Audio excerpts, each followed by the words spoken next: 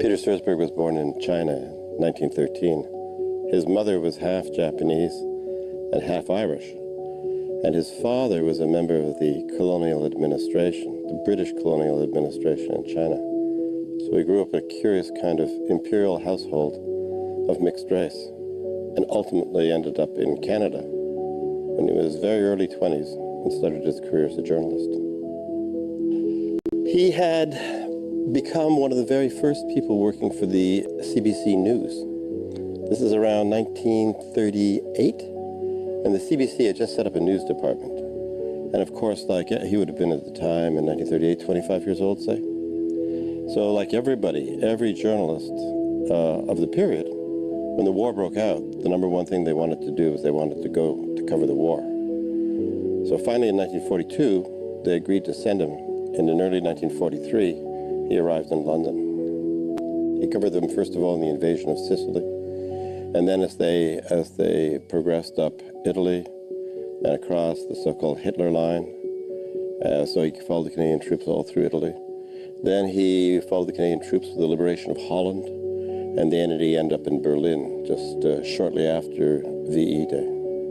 And through the course of it all, of course, what he was doing was he was reporting on how the war was going from the point of view of Canada. And so it was the first time that people could actually hear what war sounded like. There's a famous piece of my father broadcasting from the Levy line in Italy, where you can hear him say, "Listen to the guns roar."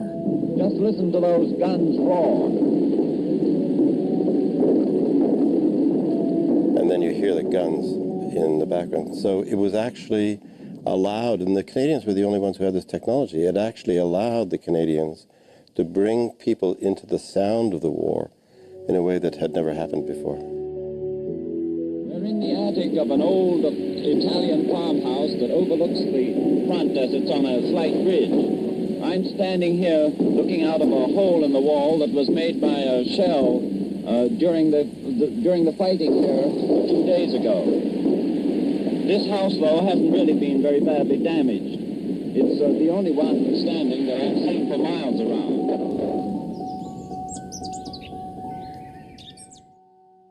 Peter Stursberg landing in Sicily was the first time a Canadian broadcaster had covered Canadian troops on the move. He arrived just in time to cover the liberation of one of the key objectives of the Canadian force that landed in Sicily, the town of Agira, which was liberated in late July 1943.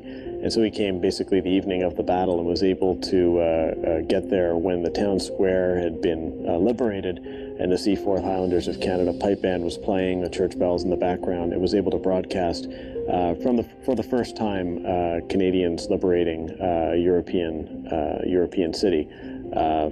After years of really bad news in the wartime news coming from the CBC and elsewhere, this was quite an event. During the Second World War, radio was the only electronic media. There was print reporting, there was certainly newsreel and film that had been around for some time, and photographic reporting was certainly available. But radio was at the cutting edge of technology. It was a way to bring, with only a few hours delay in some cases, or at the least a day or more a delay, reporting of real live sounds from the battlefield into people's living rooms in a way that had never been the case before. This was done through very bulky, by today's standards, portable recording units that weighed dozens of pounds each, that were carted on a jeep that could then be brought to a mobile recording van and all of this sort of thing. But the result was that broadcasters like Stursberg were able to lay live commentary over events as they happened. It's a great honor for the School of Journalism and Communication to host the annual Peter Stursberg Foreign Correspondence Lecture. We're in the business here of training young journalists, and down the road, some of them will likely end up reporting from conflict zones. The Stursberg Lecture Series is one way of ensuring that when they do, the journalism they produce will be smart and meaningful. Hearing from the best of today's foreign correspondents can't help but inspire journalists of the future to do their best, and hopefully their journalism will also contribute to more informed decision-making around the world.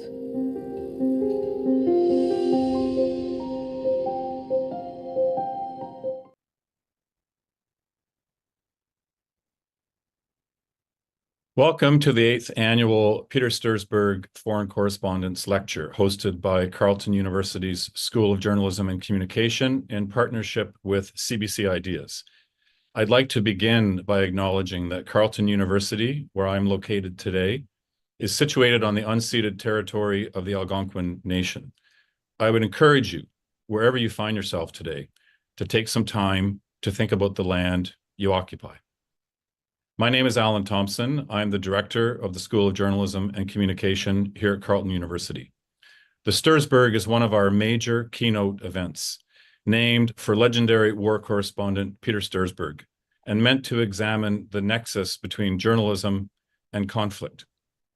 This year, faced with the gravity of the Israel-Gaza conflict and the crucial role of journalists in bearing witness and shaping the narrative, we decided to hold a lecture series. Today's installment is with the award-winning Israeli journalist Gideon Levy, a columnist with the newspaper Haaretz, who is joining us from Tel Aviv. Yesterday, we heard from Palestinian journalist Shrouk Al-Eila, who joined us from Gaza. Peter Stursberg was among the first to cover Canada's troops in the field during the Second World War. The war correspondents of his generation innovated in many ways to tell that story to Canadians. But many also complained after the fact about the pressure they faced to support the troops and comply with military censorship. It was very clear that those correspondents were expected to be on the team.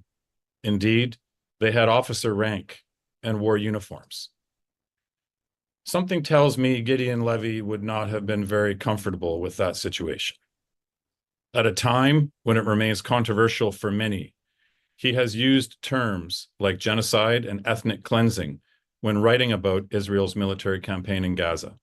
And for decades, he's used his journalism to document the situation of Palestinians living under occupation.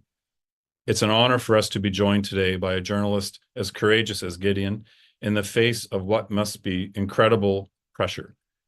In a metaphorical sense, in keeping with the title of this lecture series, you could say that Gideon Levy is dying to tell the story, a story that some of his compatriots don't want to hear. Peter Stursberg was in the vanguard of Canadian war correspondence in a very different time. He used the latest technology of the day to infuse his radio reports with the sound of the battlefield in the Second World War, and to bring Canadians closer to those events. He was the last living Canadian correspondent from the Second World War when he passed away at the age of 101 in 2014. His children, Judith Lowry and Richard Stursberg, created two initiatives with Carleton's journalism program to honor their father. The first is the Peter Stursberg Award in Conflict Journalism and Media Studies. This award was intended to help a student in Carleton's Master of Journalism program complete a thesis or journalism project. This year, MJ student Sarah St. Pierre is using the award to support her research on the concept of conflict writ large involving Indigenous communities and mining companies.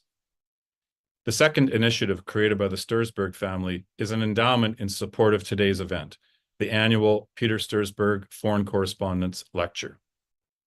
Over the years, we've heard from some incredible correspondents: Lise Doucette, Janine De Giovanni, Adrian Arsenault, Larry Madobo, Naima El-Bahir, Giancarlo Fiorelli from Bellingcat, and last year, Veronika Melkazarova from Ukraine. Because this lecture celebrates the legacy of Peter Stursberg's work as a war correspondent, I'd like to invite Richard Stursberg, Peter's son, to join us now on behalf of the Stursberg family to say a few words. Richard.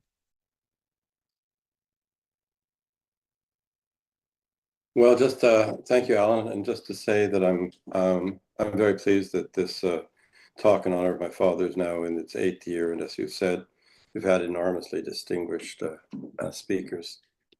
Today is no exception. I'm thrilled that Gideon Levy is with us here today.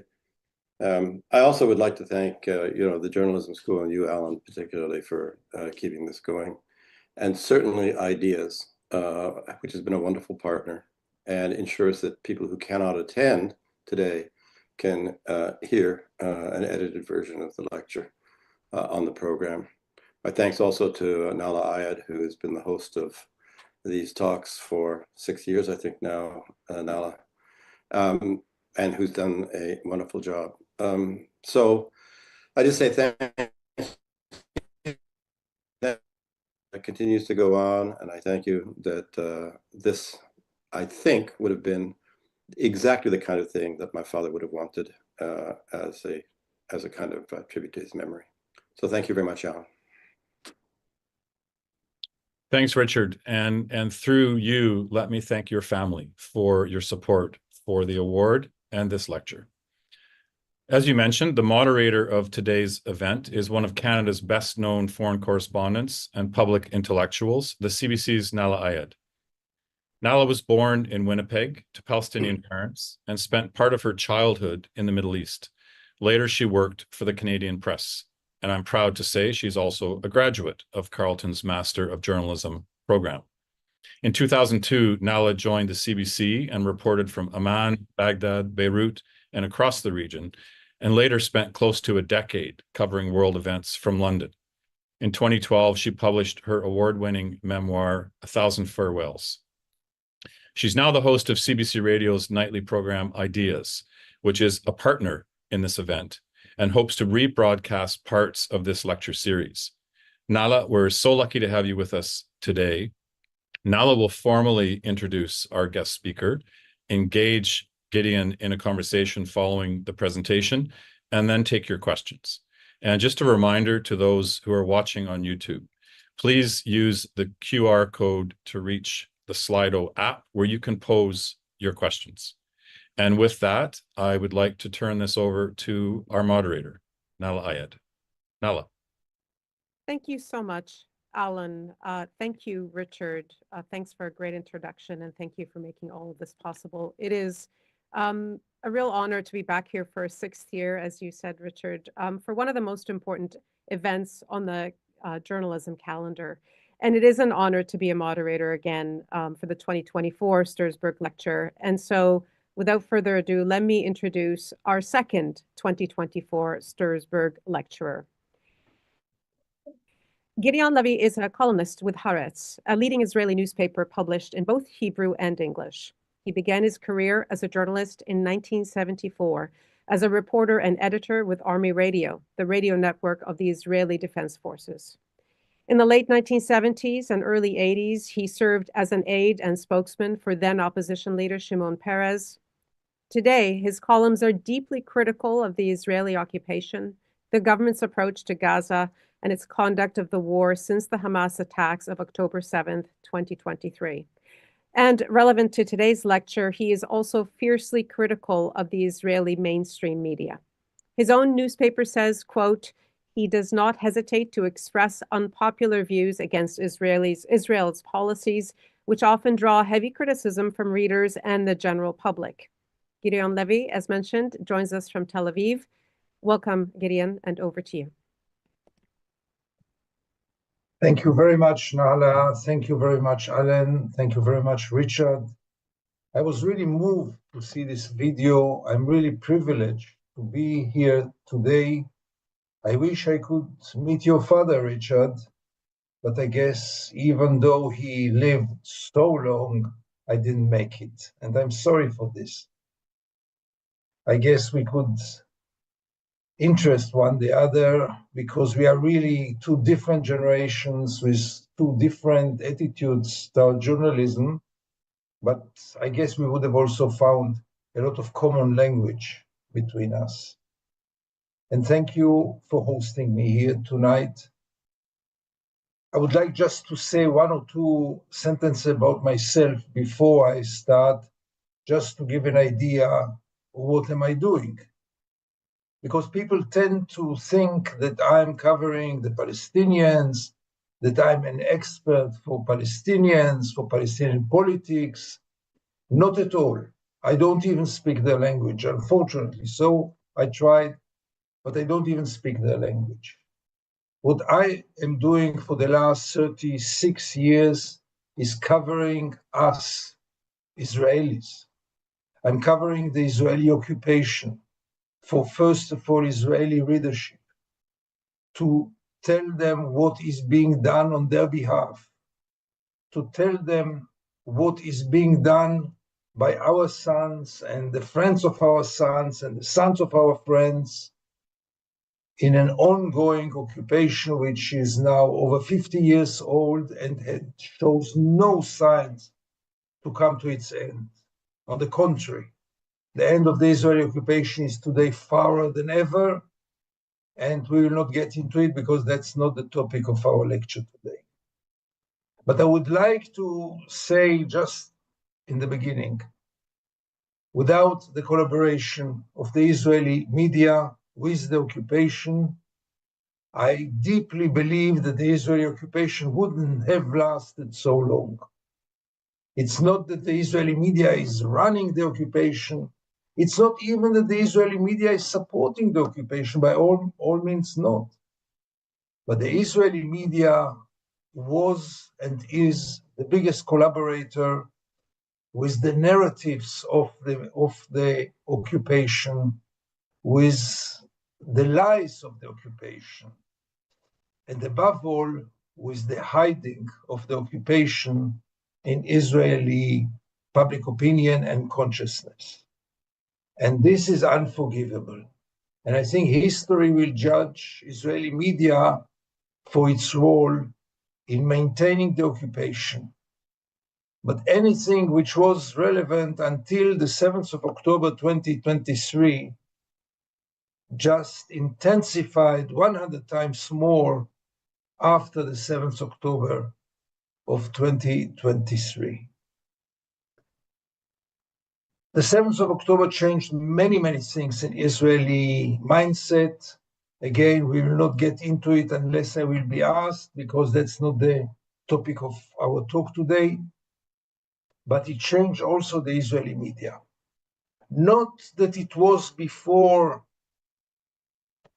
very faithful to truth and very objective, but what happened after the 7th turned the media, almost all of it, into another propaganda channel, all the mainstream media, and I will elaborate on this. But first I would like to emphasize, and that's very important, the Israeli media is a free media. It's mostly private-owned media with commercial considerations. There is a military censorship in Israel, but it's very limited in last years. Israeli media has the freedom of speech, has the freedom to publish almost anything it wants. And that's very, very important, because it makes my criticism of the Israeli media much harsher. You see, the Russian media is covering in a very similar way the war in Ukraine, very similar to the Israeli media. But there is one major difference, and this difference is not in favor of the Israeli media. The Israeli media could have covered it in a different way. The Russian media, I'm not so sure, because Russia is not a democracy and Israel is a democracy, or at least it is a democracy for its Jewish citizens. And in any case, it is perceived as a democracy, and it was a democracy, and it still is, even though a democracy with many cracks in the recent year, but still it can be considered as a democracy for its Jewish citizens. And again, I will not get into the problems of Israeli democracy. But in this framework, Israeli media could have really do its job. It's not about political attitudes. I think that most of Israeli journalists are not supportive of the Netanyahu government, are not supportive of the occupation. There were years in which the right-wingers used to criticize Israeli media and call it a leftist mafia, or at least it is run by a leftist mafia. Most of the journalists would be defined as liberal Zionists, as leftist Zionists, It's not a problem of their personal views. They are irrelevant. The real betrayal of the Israeli media in the last year is a professional betrayal. Because media, according to what I was taught, has a role. It's not another business. It has a political role, it has a social role, it has a major role in the network of a democracy, of a democratic regime. There is no democratic regime without free press. It doesn't exist. And the betrayal of the Israeli media in the last year is a double betrayal. Everything that happened in this year is a continuous of what happened before, because the Israeli media does not cover the Israeli occupation in a professional way for decades. It's not like things changed dramatically. It was only intensified, and for the bad. And let me get directly to the heart of the problems, and there are two. The Israeli media is reporting now 24 hours a day, 7 days a week. I mean, almost all TV programs and radio programs are news programs. Very little is for other things. We are in war. We are losing soldiers on a daily basis. There are Israelis who are evacuated from their homes, many tragedies, and above all, we are carrying the trauma of the 7th of October, which was a genuine trauma with hundreds and hundreds of innocent killed people in one day, a fiasco, a scene that Israel had never witnessed before, a real barbaric scene with really atrocities that cannot happen and shouldn't have happened. But in this year, Israel is totally concentrated in the war in a very natural way, and may I say in the wars, because we have at least two fronts, if not many more, but the major two fronts are in the north with Hezbollah and in Gaza with Hamas. And the reports are daily, every hour. And here comes the problems. The first problem is that if one of you would have watched Israeli TV or opened the mainstream Israeli newspapers, except of mine, you wouldn't believe to what you see. You will see only coverage of the Israeli victims, the Israeli brave soldiers, the Israeli justifications, the casualties, the tragedies. Again and again, the Israeli media is still telling the story of the 7th of October on a daily basis. There's not a single day in which the Israeli media does not get back to what happened on the 7th of October and tell it again and again throughout victims, throughout investigations of what happened there, throughout the families of the hostages, which are now a major factor in Israeli daily life. Over 100 hostages are still in captivity in Gaza. Most of them are unfortunately not alive, but we don't know how many of them. But for sure, some of them are alive, and they are still stuck there over 400 days now.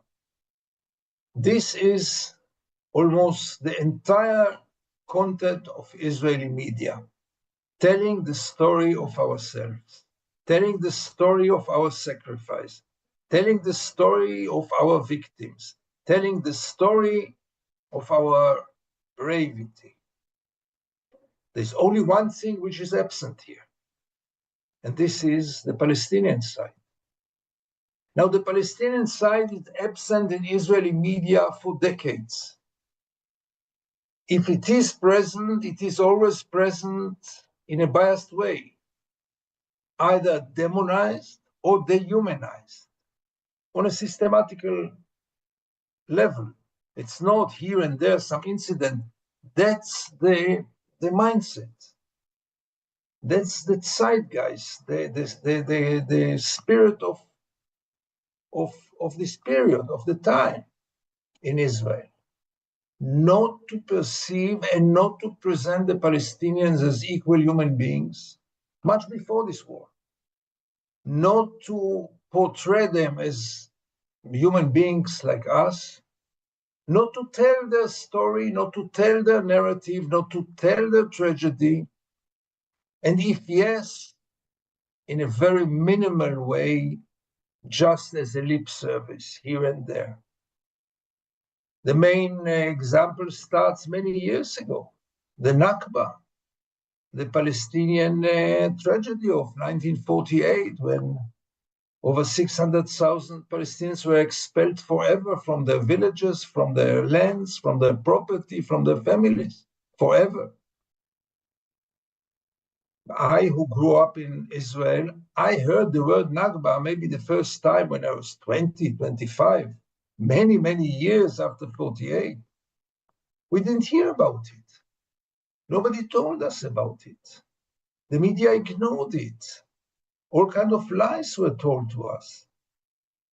Again, I will not get into details, but we used to see ruins on the side of the roads, and we never asked who was living in those ruins. Where are those people? What happened to them? What did we do to them? Nothing of this, as a child, as a teenager, and as an adult.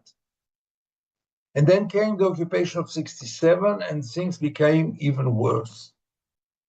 The media decided not only to take side, but systematically to dehumanize the Palestinians. It did it not because of ideology. It did it because this is what the Israelis want to know. I truly believe that the Israelis, who are by no chance, they are not monsters, they are regular people, some of them with more conscious, some of them with less conscious, like any other society, and not worse than any other society. But those people couldn't have lived in peace if they would have known everything that happens ever since 48 until today. I can't believe that an honest Israeli could have lived in peace with it.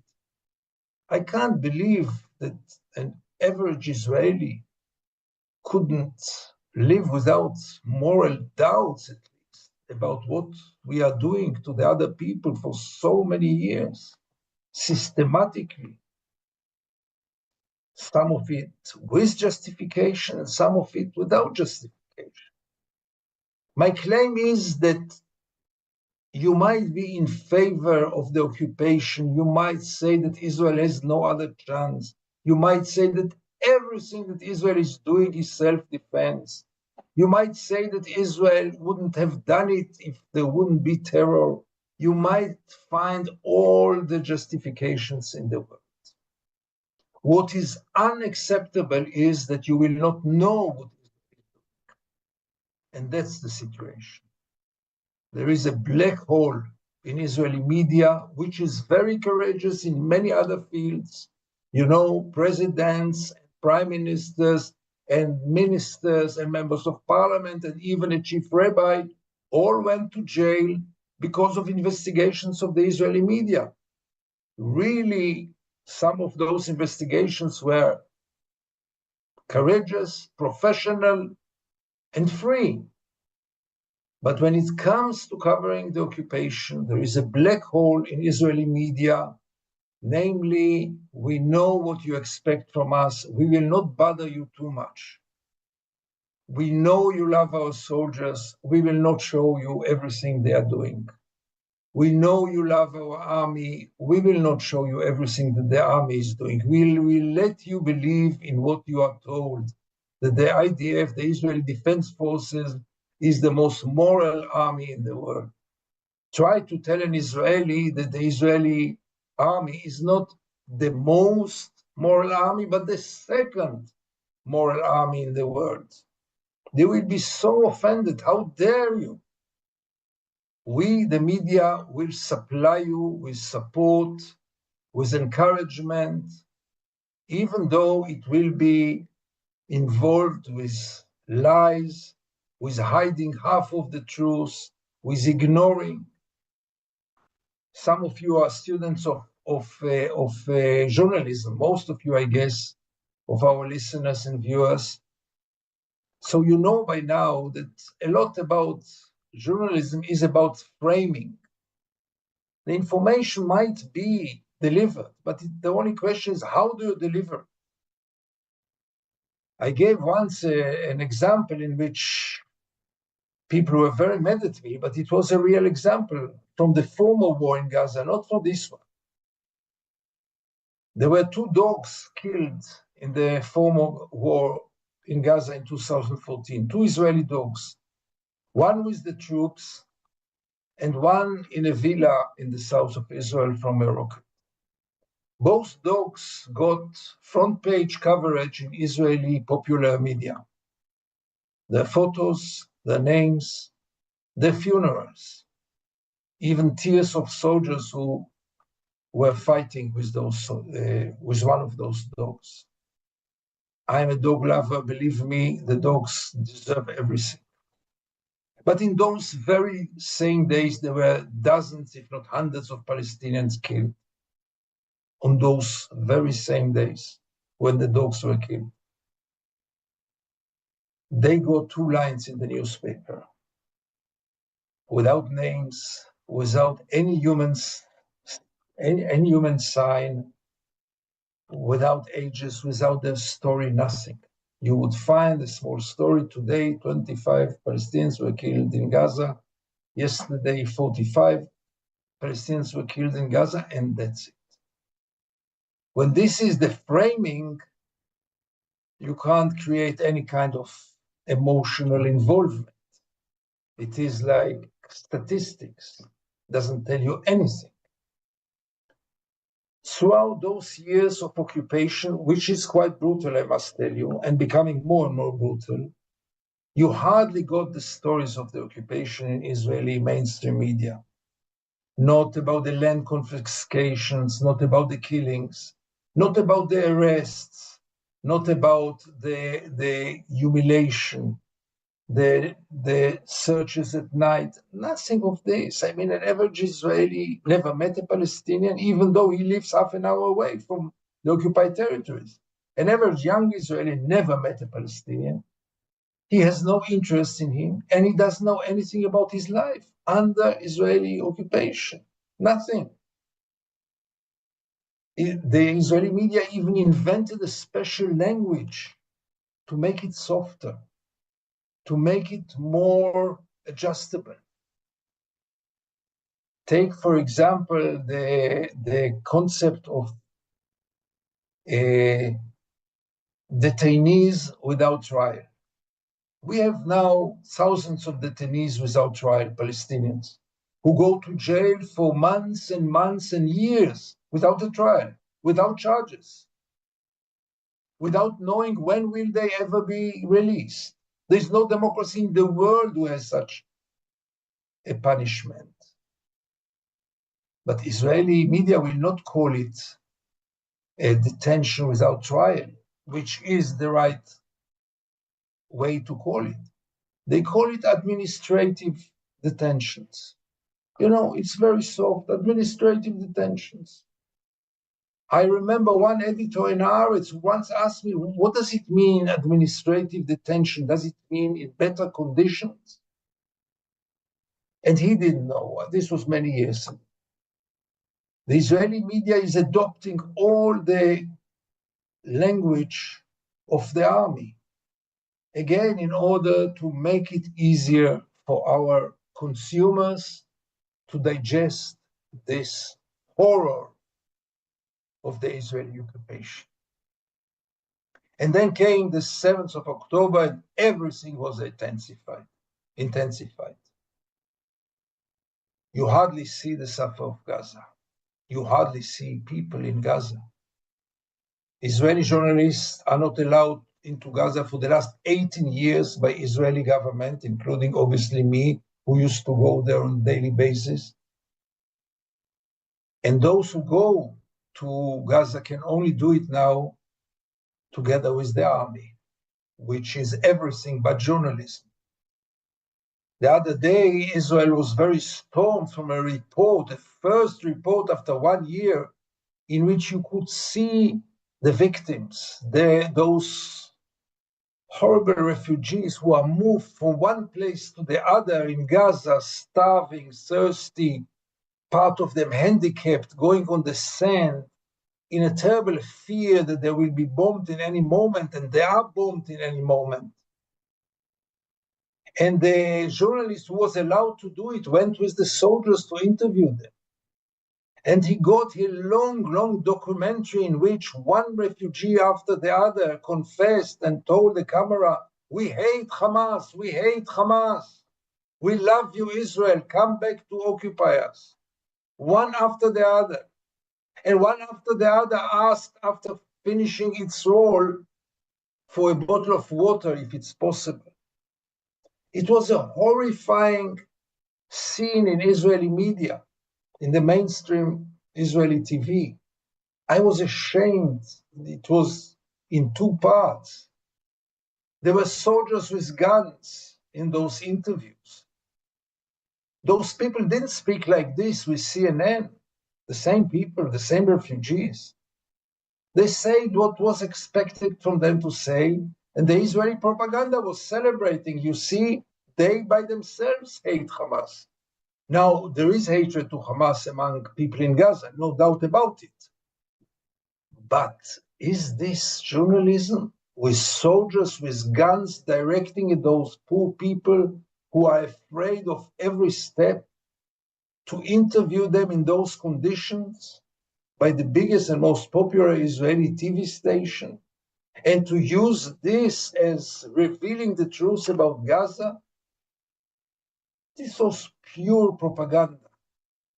And no journalist with some kind of dignity and professional criteria shouldn't have done this.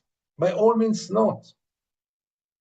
So the first problem of Israeli media in this year is, as I said, was hiding the truth, changing the truth, changing reality.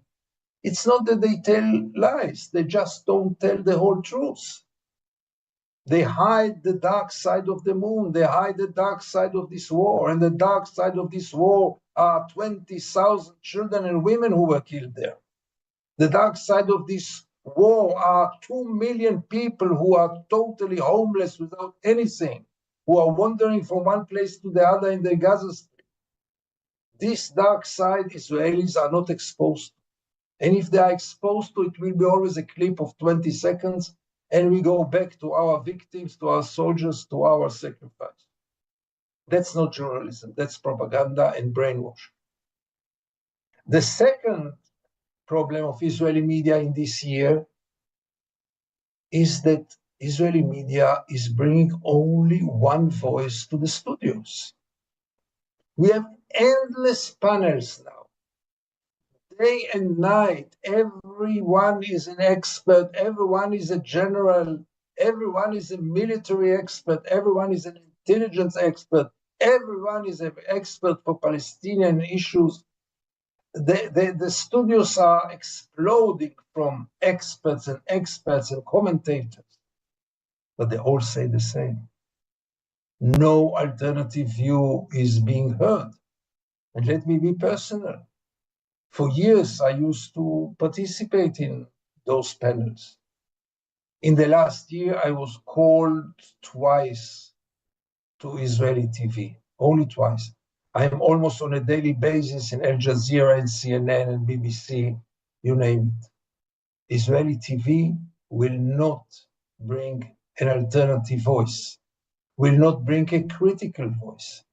And again, they do it voluntarily. And again, they do it not because the government doesn't allow, not because the secret services are in front of their studios, not because the military might take over, not at all.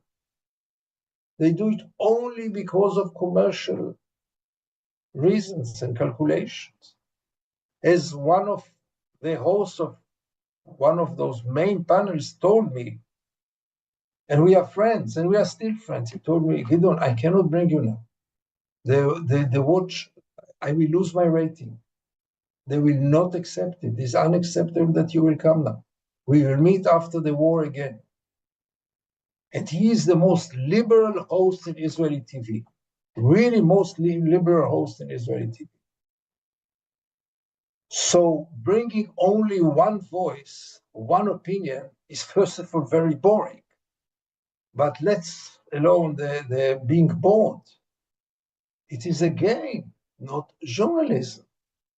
It's again a betrayal of our mission to bring a variety of voices. I mean, when do you judge a democracy? When everything is good and peaceful? No, now it's the time to judge a democracy. But in Israel, there are too many people who think that Israel is a too democratic state. I will never forget, I was once in a former war in Gaza. I was hosted by Hartog in the BBC, in BBC World Service, on TV.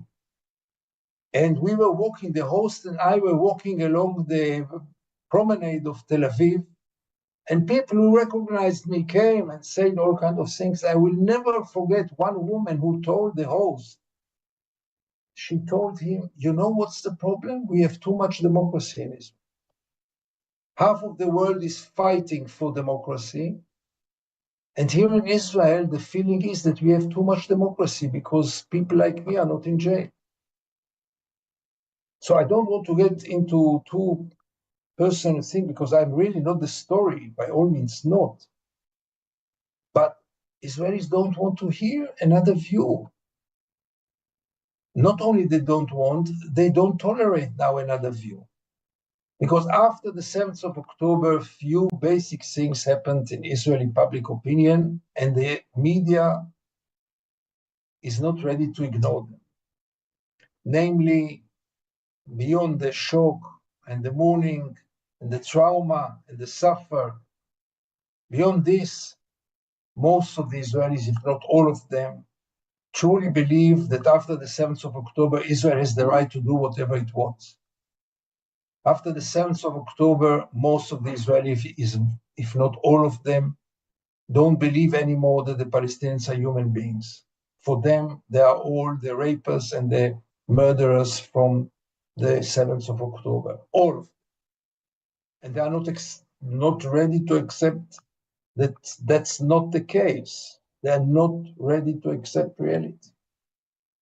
So in this mindset, in this atmosphere, Israelis are not ready to hear any kind of even reports about the suffer of the Palestinians in Gaza.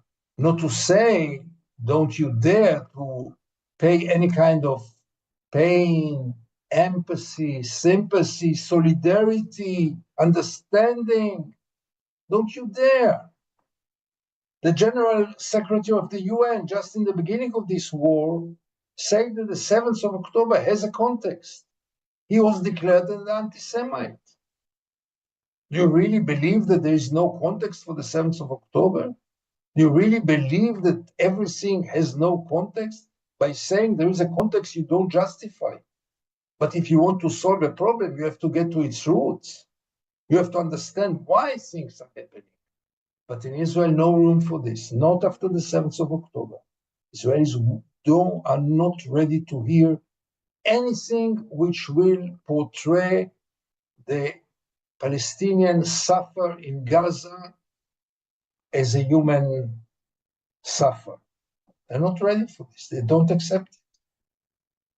My publisher, Amos Shokin, who is already third generation of German Jews who run Haaretz, a real Democrat and liberal, he is almost 80 now.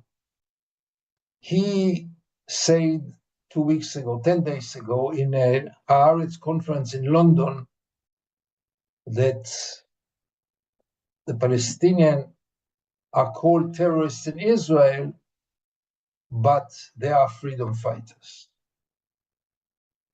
The same day, we lost, I can reveal here a small secret, we lost over 1,500 subscribers in one day because of what he said. And this is Haaretz readership, which is so different than the average, because Haaretz is still the only outlet which gives you much more about the occupation, much more about the suffering in Gaza, much more about the crimes of war, much more about what the Israeli soldiers are really doing. But Israel is not ready for this, and the media is going along those lines. I don't want to take too much of the time because I passed already my time, so I would like just to say some concluding remarks, and then I'll obviously be so happy to answer questions. We are not dealing now, and I repeat it, but it's important to stress it, especially for those who are students of journalism. By the way, an excellent choice for lifetime to become a journalist. Let me recommend you, after 40 years of journalism, that this was my best choice in life, except of my wife. And in this framework, I would like to say one thing. We are not dealing with political views. We are dealing with professional criteria. And there are professional criteria for journalism. Journalism is not another business, even though it's private owned, most of it today. But it's not only a business which has to make money. If we perceive it like this, that's the end of democracy, no less than this. Media has a role, a social and political role, and we cannot betray it. Exactly like the politicians cannot betray their role, we journalists cannot betray our role in a democracy. And if we do so voluntarily, the guilt is much stronger and unacceptable. Right now, everyone is happy about the coverage of the war in Israel, or almost everybody is happy. But I think that one day people will ask, on those dark, very dark days, and we are facing very dark days in Israel, and obviously in Palestine. But one day someone will ask, where have you been, journalists? Why didn't you tell us the whole story? Why didn't you tell us what every European, Canadian, or American knows by now? And then maybe Israeli journalists will be ashamed. Until then, I'm trying, me and my newspaper, to do this really ungrateful job of trying to be different, trying to fulfill our duty, not because of political motivation, because of pure professional commitment to this important mission that we took upon ourselves as journalists. Thank you very much. Gideon, Levy, thank you very much for your comments.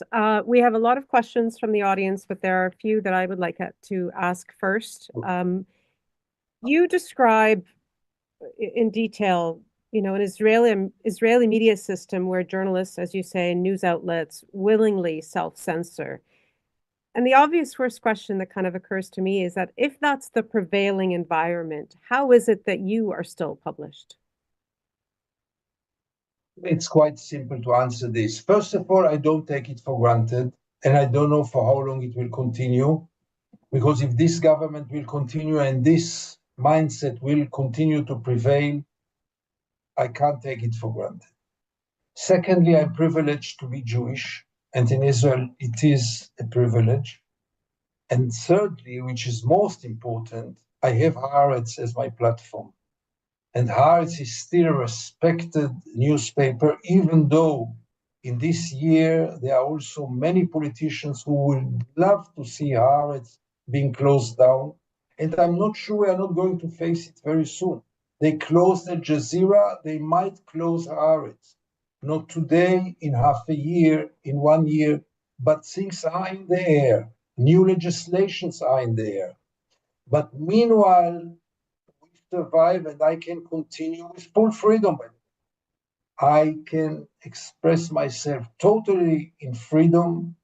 And yes, those are the remains of the liberal democracy of Israel for its Jewish citizens.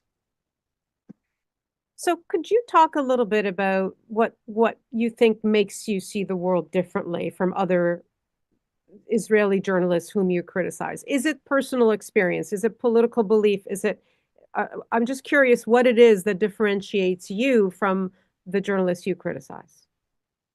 So you imagine yourself there is not one reason for this, but there is a main reason for this. In the year of 1988, I decided gradually and not with special intention to start to cover the Israeli occupation.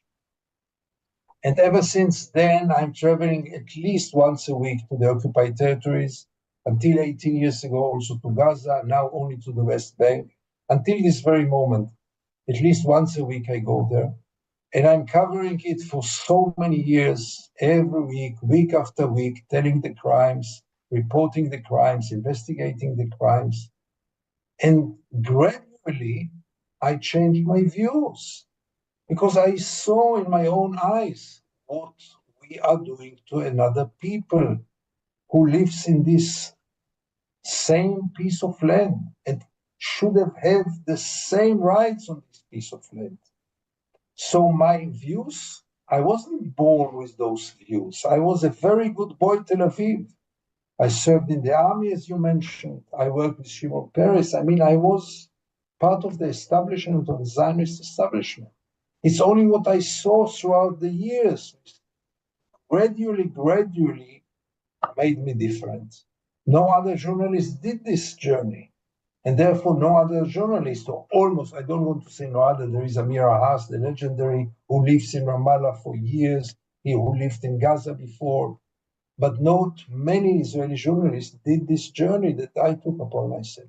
Yeah. It's That not, that it's not, it's not that I am a better person. I just went in a different way. yeah. That bearing witness aspect of journalism that you're talking about, like personal observation, I would imagine that that's a far more delicate task in today's environment, and yet you keep returning to the West Bank if you're not able to go to Gaza. Yesterday, we heard from, as we mentioned, Sharuk Al-Aila, who is a journalist who works in Gaza, and she spoke eloquently about her frustration of not being able to convey certain things through her coverage. For example, the way it might smell or feel like after an airstrike. I wonder what it must be. You say you've been on Israeli television twice and you write these columns. I wonder what it's like for you, how frustrating it is for you to know that your coverage, your approach is not taken in the way you might hope it would be. It's very frustrating, and even more so now. My only comfort is that in English I'm much more read than in Hebrew, even though for me the main direct target are the Israeli readers, because to them I'm talking. But the fact that Haaretz is published in both languages gives me a different perspective outside. But within Israel, it's very, very, very frustrating. I know that people don't read it, and less so. I know that people are very angry that it exists at all, or I exist at all. I know that people are not open to hear different voices. But I continue because what choice do I have? But it's very frustrating. I think because we have a fair number of questions from the audience, I'm going to mix some of those within the questions that I have for you. Sure. So here's one from the audience who's watching us on YouTube. And just for those who are watching, you can add your question if you scan the QR code and to get to the Slido app, and that gets you the forum for questions. So the question here is, Gideon briefly alluded to a privilege of being a Jewish journalist in Israel. Is there a distinction between being a Jewish journalist and an Arab journalist? That's the question from the I audience. can't even find one common thing between an Israeli Jewish journalist and a Palestinian journalist. Even though I must say that in my newspaper there are now few Palestinian journalists, Israeli Palestinians. Maybe for the knowledge of those who don't know, we have different kinds of Palestinians. We have the Palestinians who live in the West Bank and Gaza, and they don't have the Israeli citizenship. They don't have any citizenship, no rights, totally oppressed, and they live under the Israeli occupation. And we have 20% of the citizens of Israel are also Palestinians. But they have full citizenship, they can vote for the parliament, they can be elected, and they have at least a formal democracy. But even they are now shut down in the last year. They don't dare, most of them, to express their views because the police and the secret services are after them. Any expression of empathy to the Palestinians in Facebook or in any other social media, really, you just say, oh, look at those poor children, and the police is in your door, and you might lose your job, and you might be arrested. So they work, even the journalists, they work in a different atmosphere. Me, as a Jewish journalist, as I say, I still gain this privilege of being Jewish in a state which is based on Jewish supremacy. That's the idea of a Jewish state. There are 20% Palestinians and another 5 million Palestinians in occupation, and you call yourself a Jewish state. It means there is a Jewish supremacy. I'm part of the supremacy. Question from me this time. I am curious, actually, where do you get your news about Gaza? How do you follow what's happening in Gaza? Look, everyone who wants to know what's going on in Gaza can do it. So You that's just go. Yeah. yeah. You So just, go yeah. ahead. I can't go there, which for me is really, I mean, not only from the war, from the last 18 years. It's a piece of land that I was very attached to the people there. I have friends there. I had really some of my best stories there. They are very different from the West Bankers. They are really special people in Gaza, and I will not get into it, but they are, if you ask me about one place I would like to visit in the world, it will be Gaza. 1 hour away from my home, 1 hour and 15 minutes drive. Yeah. And I can't get there. The reason I ask, I'll just interject here, is because you make a good point, is that, beyond the mainstream media, social media has disrupted the mainstream media model like you have, and allowed people in Gaza, for instance, to tell their own stories. And there's an extraordinary amount of information coming out of those communities, as Sharuk called it yesterday, a live stream conflict. So it seems that there's something else at play here beyond the Israeli media's self-censorship. It's leading Israelis, or some Israelis, to not knowing the reality of occupation or this conflict that's going on. What is it? It is this wall-to-wall coalition in Israeli society of not wanting to know. It is the government and the army and the secret services who don't want you to know, but it is the citizens who don't want to know. You think it is comfortable to open Al Jazeera and to see dozens of dead children's bodies in a pile, knowing that your son or the friends of your son did it? It's not very convenient. So the best thing is not to look there.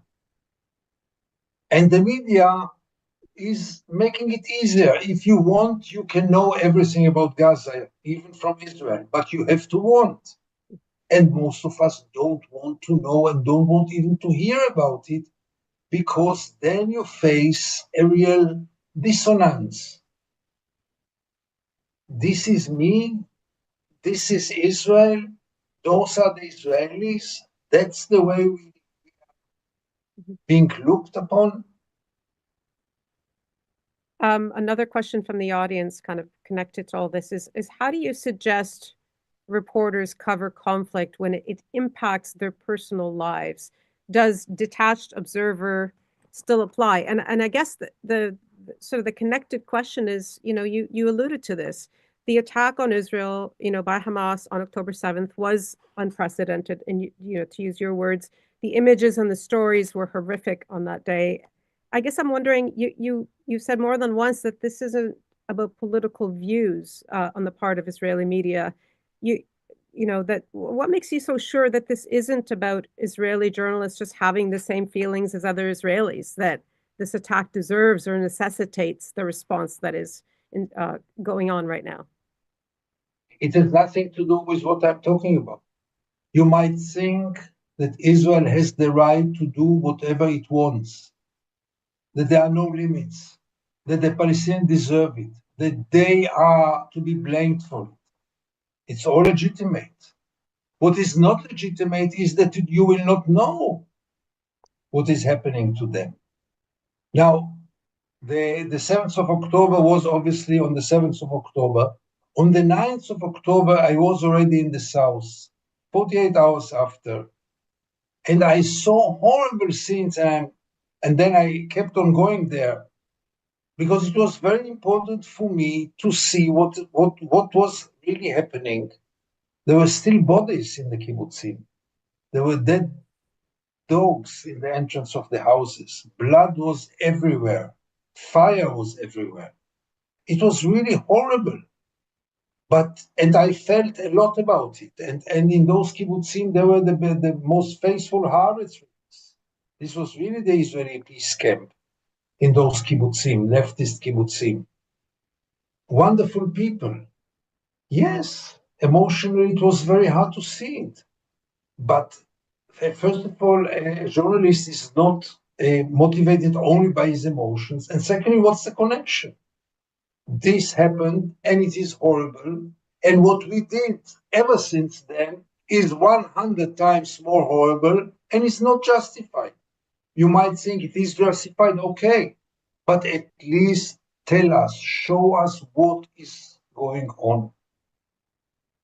Is it possible that what you're describing is something that perhaps isn't unique to Israel, but what always happens in war? That people will seek out stories that kind of confirm that they're on the right side, or then they avoid anything that, or challenge stories that don't accord with their own views. We had one famous Israeli journalist who wrote an article under the title, "Be Silent, We Are Shooting." In other words, when we are in war, no critics, no different opinions, no alternative voices. We are in war now, and the media should recruit itself. I don't accept it. If we will not criticize now, when will we criticize? After the war will be over? I think that the same ethic rules which are in days of peace are also relevant in days of war. Journalists are not combats, they are not soldiers, they are not troops, they are journalists, and they should continue their job exactly like before the war. They don't, I can understand that Israeli will cover differently losses of Israeli soldiers rather than Palestinians. I don't accept it to be totally neutral. You can't be neutral in a war. But on the other hand, you cannot totally forget your compass and cover only one side. This is unacceptable and not professional. In the past, you've described yourself as an Israeli patriot. I'm wondering how you balance those two things, fierce criticism of the Israeli state and a proud connection to the country. Look, I've been in some wars in the world. I've been to Sarajevo, I've been to Georgia. I remember in Sarajevo, I saw horrible things. But it was not part of me. I was not attached. In the beginning, I didn't know who are the bad ones, who are the good ones, but this doesn't matter. It was not part of me. I'm attached to this place not less than the most extreme right-winger in Israel. I care about this place not less than any other Israeli. I was born here. I will never leave Israel. I'm part of Israel, and in this way, I meant that I'm a patriot because I care about Israel. But I want to live in a just place, and I don't. And that's my struggle. But it has nothing to do with being a patriot or not. I think the real patriot is the one who cares about his homeland.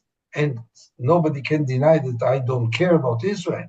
I think that Israel should deserve punishment, deserve sanctions. Yes, very harsh things, but all in order to make it a better place. Another audience question. They're wondering, as a result of what you do and the expressions you make in your columns, is Haaretz at risk or are you at risk? I remember you once had to move around with bodyguards. Yeah, in 2014, I had bodyguards because the threats were there, more concrete and more violent, I guess. I had also some incidents which almost became violent. I don't know to explain it, but this time I feel much more secure, even though I get insults in the streets, but not like in 2014. I don't think I'm in risk. You know, being in risk is something that many times you think you are in risk and you are not, and many times you feel safe and you are in big risk. Who knows? Haaretz is in risk mainly because I'm afraid that Israeli politicians will do anything possible to close it down. It will not be simple, and it's not for the coming weeks or months. But the process which started with Al Jazeera will get also to Haaretz. I'll give you one example. Some of the right wingers spoke at the time about legislation which will not enable journalists criticize the army. Can you believe it? I think it will get a majority in Israeli politics and also in Israeli public opinion. Most of the Israelis don't want to hear criticism about the army and about the soldiers.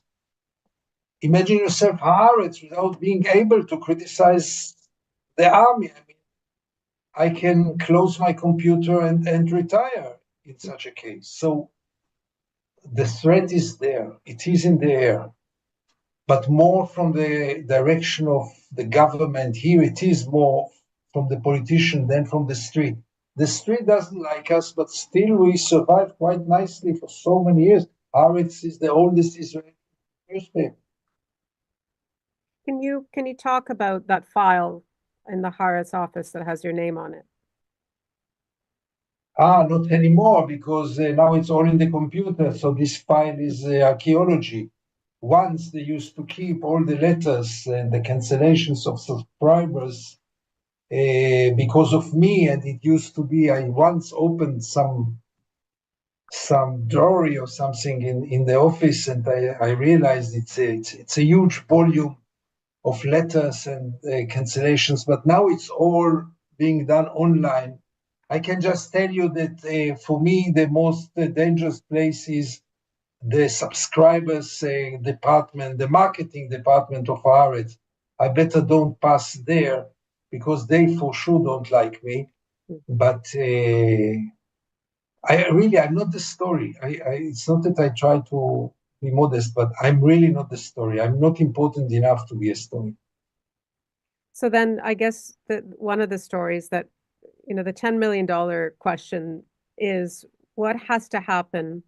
This is an audience question. What has to happen for this to change? I presume this meaning, this self-censorship among the media.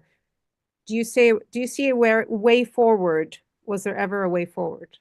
That's what this audience member asks. Fortunately, I'm very pessimistic, mainly because in a very interesting way, the young generation in Israel is much more extreme and right-wing and nationalistic and anti-democratic than the older generation. It's the opposite way than in many other countries. The young people in Israel are much more nationalistic, and polls show it. So there will be no hope from the next generation. they are even more anti-democratic. You will hear young people talking about death penalties to terrorists, about expelling Palestinians, about transfer, horrible things. And also the ignorance after so many years of brainwash and lack of information. They are much more ignorant than our generation. They know nothing about the Palestinians, about the occupation. They know nothing. I'm shocked so many times from questions, really the most basic thing that I'm sure each of you know, and an average Israeli young guy has no clue about. So from this direction, I'm not optimistic. On the other hand, I still count on a different reality when the international community will decide to intervene. But unfortunately, the new American administration is promising exactly the opposite. So we will have to wait even with this hope for at least another 4 years. I guess the follow-up to that is, as you say, we live in a post-truth environment, whether we like it or not, in all parts of the world. And the question really is that compass that you're talking about that should be guiding journalists, is that an antiquated notion in today's environment? Is that recoverable in today's environment? Not just in Israel, but writ large. I guess you can answer this question maybe even better than me, but no less good than me. I really don't know. The social media are very destructive, very, very destructive. And we know that they shape the next generation. In the social media, there are no criteria. There is no professional consideration, fake news. I mean, you really don't know what is real and what is fake. Now we are getting the AI, and it will be a situation in which you will see a video, which was always the ultimate proof. And now you'll see a video and you will have no clue if it's real or fake. Those things are very, very, very destructive for journalism. Because by the end of the day, there will be no truth. And there is a truth. It's not true that there is no truth. There is a very clear truth, even in things which seem to be very vague or very unclear. Finally, there is a basic truth to everything. And the social media disturbs even this. So jumping off from that answer, Gideon, I wonder if you could just speak a little bit about, I know, as we mentioned earlier, you visit the West Bank regularly. What do you hear from people there? Like, what do you hope to learn when you go there on a regular basis? So first of all, I go only to victims. I don't meet politicians. I don't meet intellectuals. It's really the grassroots.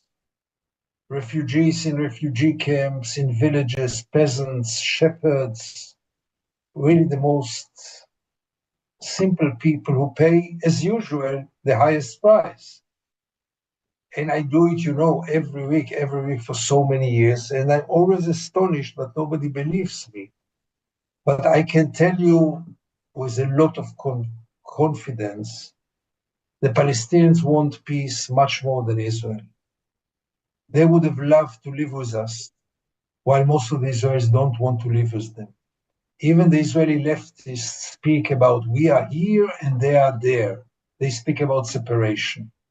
The average Palestinian would have loved to live together with the Israelis, but in equal terms, with dignity.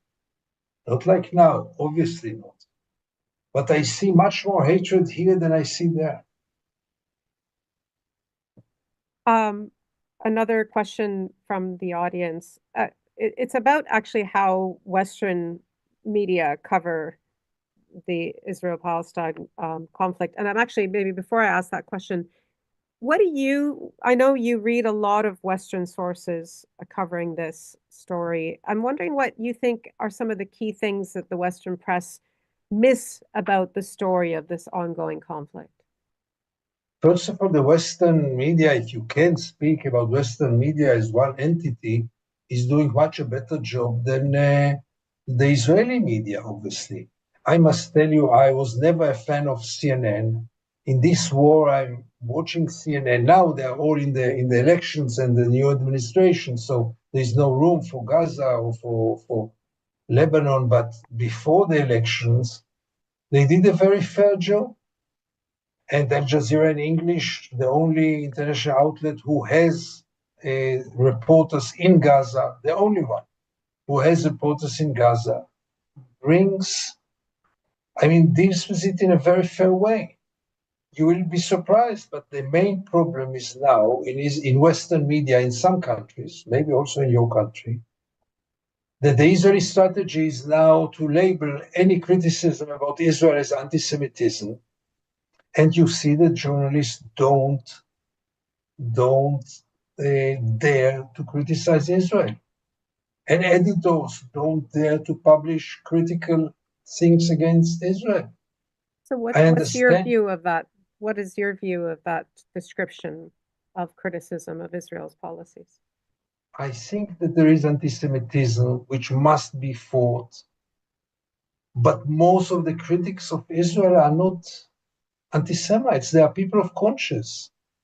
How can you not criticize Israel when you see 20,000 killed women and children? How else can you react if not being shocked and blame those who are responsible and those who commit those crimes? So this propaganda strategy of manipulating the West by labeling it as anti-Semite is very efficient. Why isn't it allowed? Why is it a crime to say from the river to the sea, Palestine will be free? You might agree to it, you might not, but to avoid it by law, to prohibit it by law, and you hear it more and more that this slogan will soon not be legal. What is it? And you see it more and more in Europe, obviously, but also in the United States, and I guess also in your country. And this is unacceptable. That's really a problem of freedom of speech, not a problem of anti-Semitism. And again, I stress, anti-Semitism should be fought, and there is anti-Semitism. But don't mix one with the other. So just going back to the question that prompted all of this, the audience member is asking, how can Canadian-based reporters, and presumably that could apply to any country outside of Israel, but how can Canadian-based reporters tell better stories of what's happening in the Middle East when most don't understand the political or geographic situation in that region? First of all, I don't know if most don't understand, and the media is there to explain. It's not so complicated. And I think the level of knowledge, my impression is that the level of knowledge about the Middle East is by far bigger than most of the conflicts today in the world. Because the media is dealing with this conflict for so many years, and it is so central. Imagine yourself, what do we know, or what do Canadians know about the conflict in Sudan, or the conflict in Myanmar? About Middle East, we know much more, and those who have interest know. Those who don't have interest and will not know. But those who are curious to know can easily know. And I think that the level of knowledge is not the problem. The level of knowledge of most of the societies in the West, for sure, is a very fair level. I wish Israelis would have known so much. Just a couple more questions before we wrap up, Gideon. One is what is a key bit of advice you might offer emerging journalists, or frankly any journalists, on navigating a story or covering a story that is so polarizing? I don't want to sound as using cliches, but really follow your conscience. I really remember going to Sarajevo, covering the war there. I had no clue. The editor called me, go to Sarajevo. I knew nothing about the war, the siege of Sarajevo, the war in Bosnia. I hardly knew what's the difference between the Serbs and the Muslims and the Croats and the Slovenians, nothing. So I went with an open heart and open eye. And slowly, by staying there, I started to, but first of all, I covered what I see. And that's always very easy. And when I was in Sarajevo under siege, I covered first of all the suffer, the unbelievable suffer of the people of Sarajevo. I covered the daily life in Sarajevo before getting into politics even. And I really thought, is it acceptable that in Europe this reality is going on for months and years, in which I saw old women digging in the ground to find some roots, to have something to eat? So first of all, open your eyes before anything else. Even if you don't have to have your opinion here. First of all, tell us what you see and what you hear. Describe the reality. That's the first step, I think. This is what I did. Final thing, I was just curious, Gideon, I'm assuming you've written a column today. I'm just wondering what the topic is for tomorrow's paper. It was not published yet. It will be published only tomorrow morning. The title is The Enemies of Israel, or The New Enemies of Israel. And it is aimed at the new administration in the United States, with unbelievable nominations of which make the Israeli right-wingers as moderates. It's unbelievable. I mean, it's like a farce. The biggest friends of the settlement project, the biggest friends of the ultra right-wingers in Israel, are becoming Secretary of State and Secretary of Defense and the National Advisor and Ambassador to Israel. And I think that they are enemies of Israel, because they will really let Israel go wild. If until now there were some restraints on Israel, now there will be no restraints. Who will stop now Israel from sending settlers to Gaza? Nobody. Soon you'll see settlements in Gaza. And if you think that this is friendship, ask yourself if you have a relative or a friend who is a drug addict. Supplying him with more money is friendship? Not at all. And this is what those friends are doing. They are supplying Israel with more green light to commit crimes. And that's not friendship in my view. That's really dangerous. Gideon, those are the questions that we have for you. Thank you very much for taking them, and thanks for your comments today.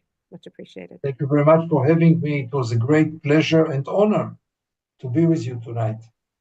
I'll hand it back to Alan. Thank you, Nella. That brings our event to a close. Before we depart, let me thank all of those who helped make this event happen. Our partners at CBC Ideas, the Stursberg family, my colleagues at Carleton and in our production team, and of course, our moderator, Nella Ayed. But most of all, Gideon, I just have to thank you, journalist to journalist, for the contribution that you are making at great personal cost to our understanding of what is happening in Gaza and the occupied territories and in Israel. I really do hope we can meet in person sometime. What you have given us today, and I really appreciated your linkage to Peter Stursberg and that era of war correspondence, but also the times when you spoke directly to journalism students and those who want to do this job. You gave us a textbook lesson, I think, in journalism ethics and standards, accountability, humanity, a search for the truth, and the importance of a moral voice. Most of all, I want to thank you for your honest reporting. And honest reporting is a term that shouldn't be abused. And I think you've shown us what it really means. So thank you. And with that, just want to thank all those who have attended, who've watched today. If you want to follow up and see a recording of this event, it will be available on the School of Journalism website. And any suggestions for next year's topic, I'm all ears. So with that, allow me to bring this afternoon to a close, evening for Gideon, and wish you all a good day. Thank you very much.